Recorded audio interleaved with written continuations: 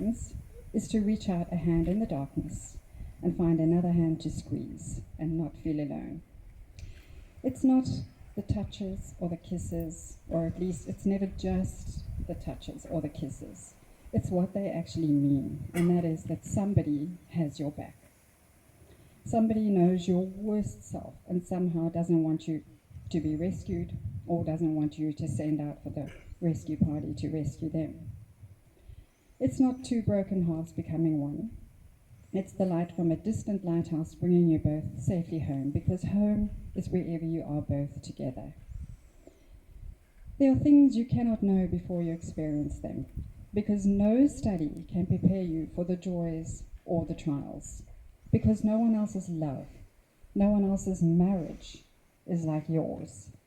And it's a road that only you can learn by walking it, a dance you cannot be taught, a song that didn't even exist before the two of you started to sing together. And because in the darkness you will reach out a hand, not knowing for certain if someone else is even there, and your hands will meet, and then neither of you will ever need to be alone again. The greatest happiness in life is the conviction that we are loved, loved for ourselves. True love knows no reason, no boundaries, no distance. It has a sole intention of bringing two people together to a time called forever. This is the union of two individuals in heart, body, mind, and spirit. Therefore, marriage is not to be entered into lightly, but reverently, honestly, and deliberately. And it is into this union that the two of you come here to be joined. So, let's make it legal. Please turn and face each other and give each other your right hand. Okay, before you are legally joined in matrimony, it is my duty to remind you of the solemn and binding nature of the steps you're about to make. Marriage, according to the law of this country, is the union of one man, voluntarily entered into with one woman, so there's no one here with a shotgun or anything like that. Is there? Okay, but that not need too much attention, thankfully. I mean, nobody's dad or uncle or anything like that. To the exclusion of all others, no comments, Shaun. And right up until the very last breath. On that understanding, I'm going to ask you each to make a declaration. The answer to the question which I'm going to ask, if it is affirmative, is simply, I do. Shaun, I'm going to interrogate you first. Do you, Shaun, declare that as far as you know, there's no lawful impediment to your marriage to Ash? Right over there, I'm pointing so there can be no confusion here today. And that you call upon everybody present to witness that you take Ash as your lawful wife? I do. I think that was clear enough. Ash, do you declare that as far as you know, there's no lawful impediment to your marriage to Shaun, right over there? And that you call upon everybody present to witness that you take Shaun as your lawful husband? I do. Yay! Then we can continue. So today you will exchange vows which will unite you in sacred trust and marriage. These vows are a promise of a lifelong commitment, so I hope you're mindful of what you're going to promise each other. May I remind you that saying your vows today is one thing, but upholding them every single day is another. So what you promise today must be renewed tomorrow and each day that stretches out before you. So the person who stands before you today is going to be your spouse, who will look to you for love, for support, for understanding, for encouragement, for virtually everything when you think about it. May you never ever take each other for granted, and may you stand by each other for good or for ill. The vows that you make and receive should be taken to heart, because that is exactly what marriage and commitment is all about. So Shaun, in taking Ash as your wife, will you love her, comfort her, honour and protect her, and forsaking all others, be faithful to her till death do you part? Go.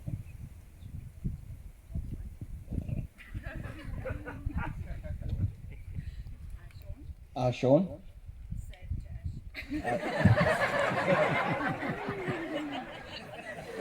Shaun, take you, Ash, to be my wife.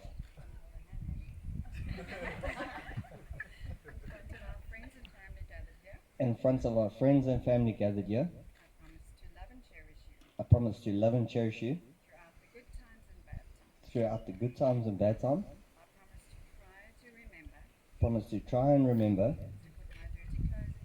to put my dirty clothes in the basket and always bring you Milo in bed. Promise to remember this day with love and roses. I'll love you always. Love you, baby.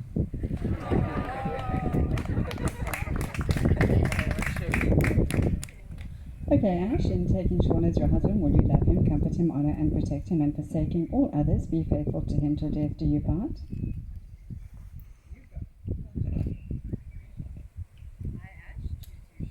I, Ash, choose you, Shaun, to be my husband. In front of our friends and family gathered here, I promise to love and cherish you throughout the good times and the not so good times.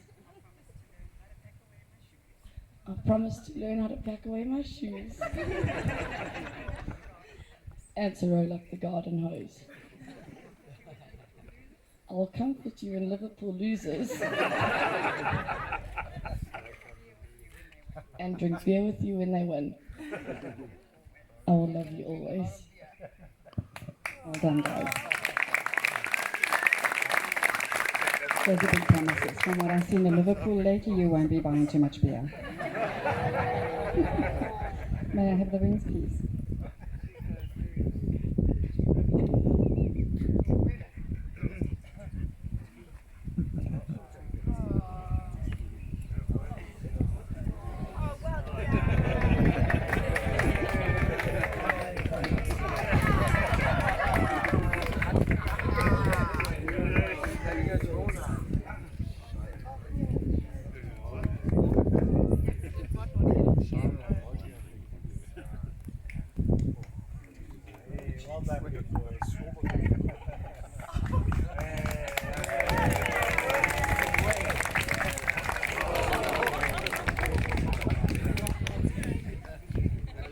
So Shaun and Ash, over here are the rings that the two of you will wear for the rest of your lives.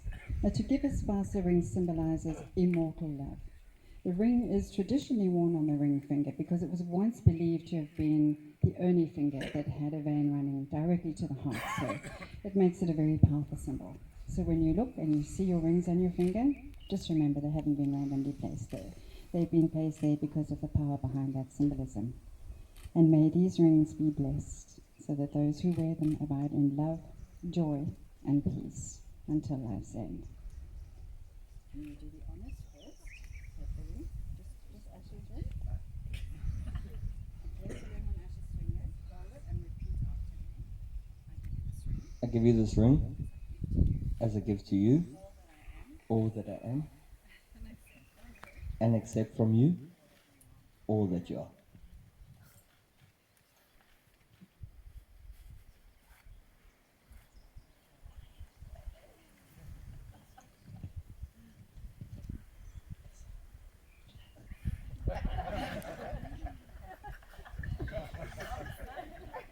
I give you this ring as a gift to you, all that I am, and accept from you all that you are. Well, no one said marriage was going to be easy, right? First battle faced and won. Okay, so before we close, I'm going to give you a little bit of advice. I give it to every single couple that I marry, just because what I'm about to tell you right now meant absolutely nothing to me until my late husband was terminally diagnosed. He made 3 months, and I can tell you in those 3 months and subsequently since then, I had a crash course in marriage. I don't want that to happen to you.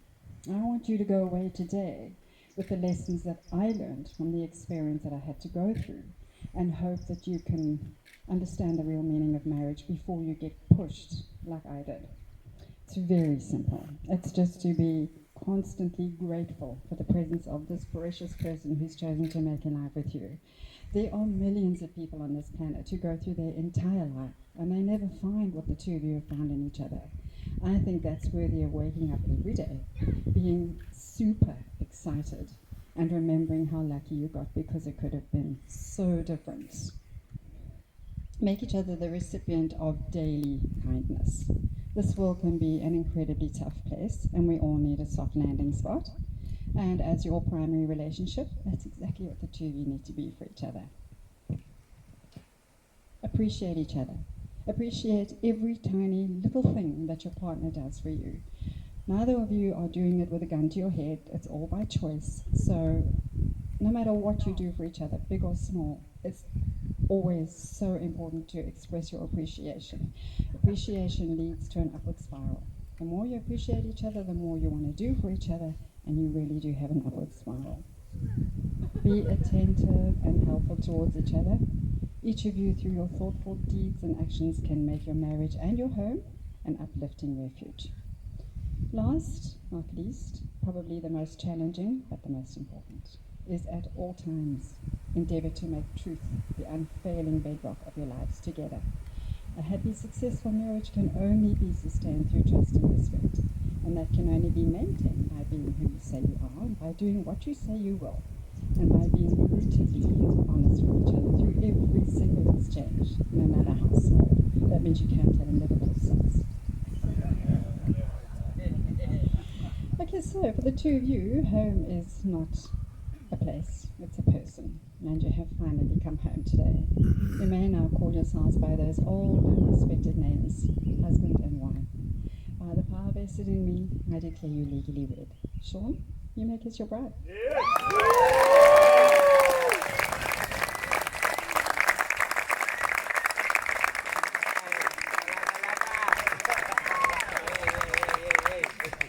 Ladies and gentlemen, we'll be signing the register. I think the plan is for you guys all to form a double line somewhere at the back there and take your little packs of confetti with you, because when the couple have signed the register, they'll be making their way through that double line, and you can shower them with your joy and happiness. Thank you.